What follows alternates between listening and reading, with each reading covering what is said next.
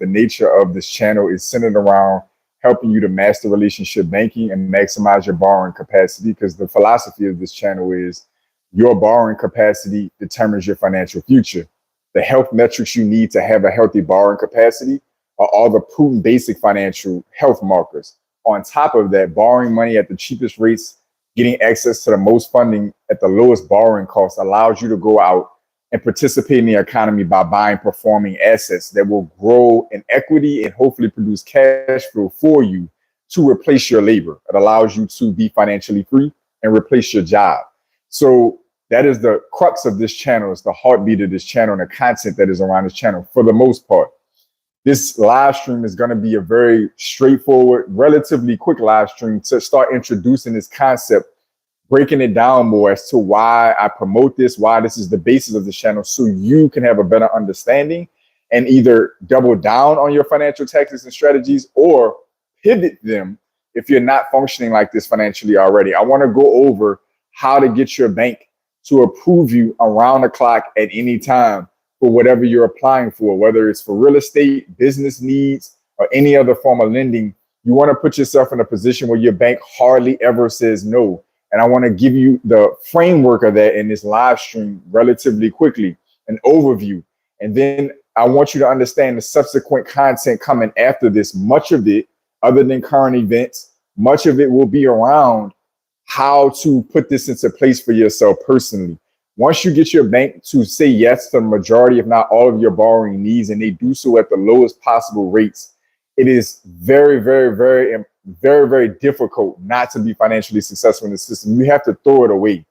So that having been said, the crux of this is going to be based around how to progress from where most of us are, which is being underwritten by ability to repay versus asset-based lending.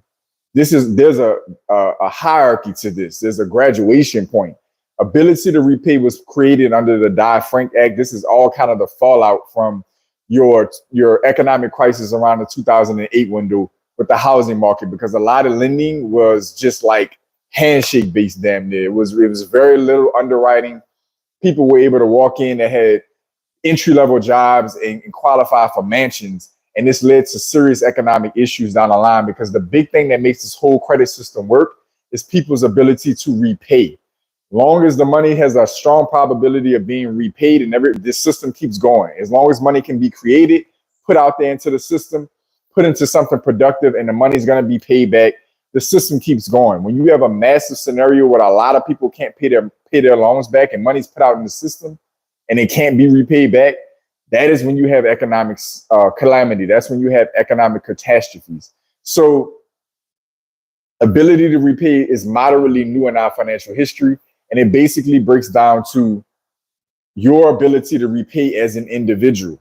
What that basically means, as I said, it was put into place during under the Dodd-Frank Act, which was after your 2008 fallout scenario. And this basically goes off of the things that we're familiar with when we apply for loans and credit cards. So it's going to be income and asset-based, employment status, loan payment, any simultaneous loans that you have. So how you're managing any debt that you already have, property related to expenses. So you can kind of put that in the collateral if you want, or whatever the case may be. Other debt obligations, DTI, credit history. This is all stuff revolving around your personal finances and personal economy.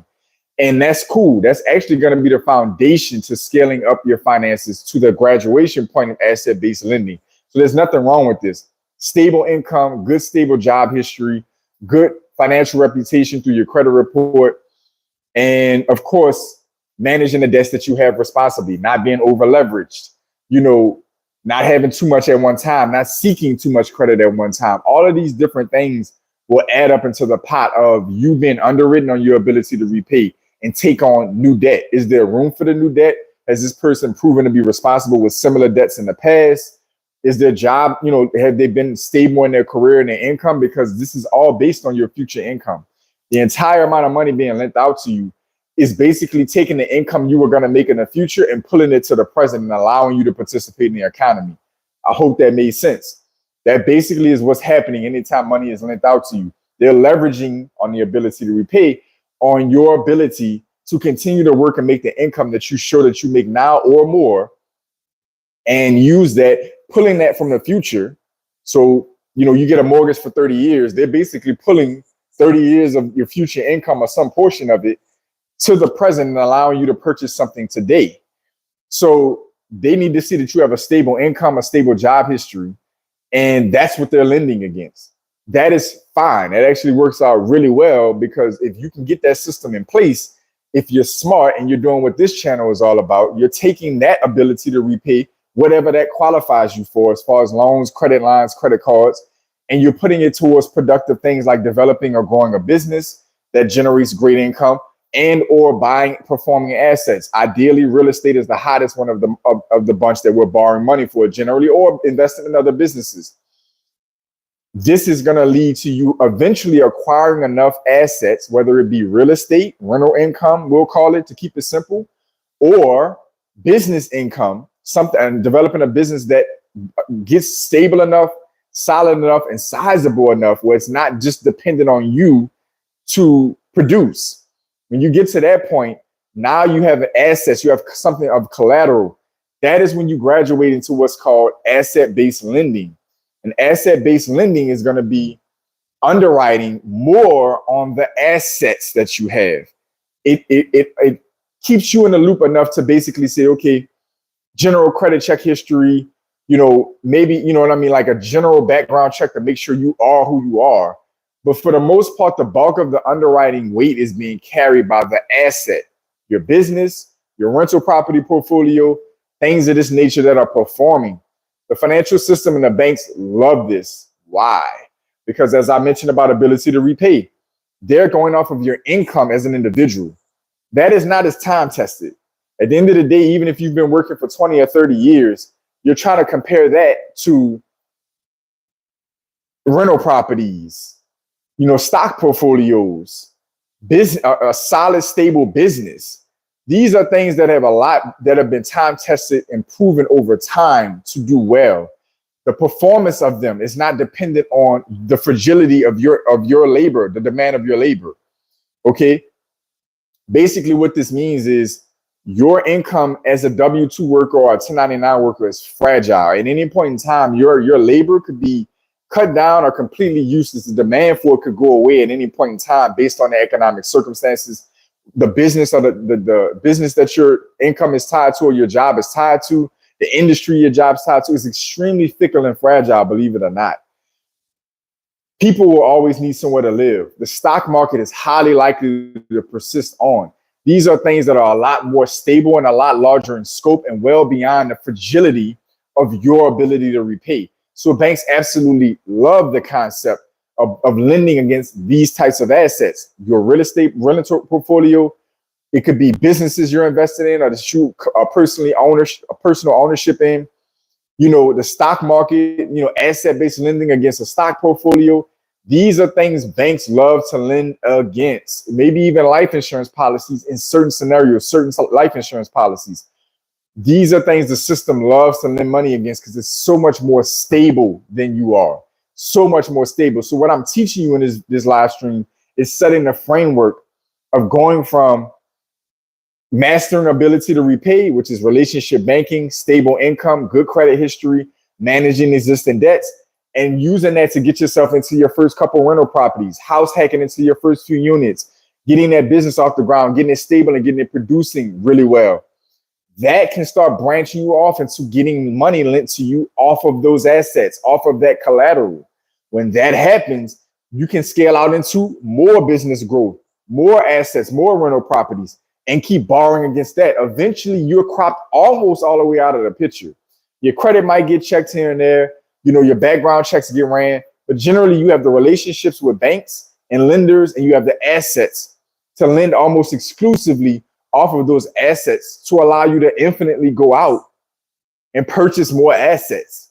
This is the unlimited feedback loop that will get you to the point where your bank never says no, and you can continue to replace your W-2 or replace your income with assets over your labor, which the banks love. Because at the end of the day, they can be sure that their money can get repaid back, even if something happens to you. They love that.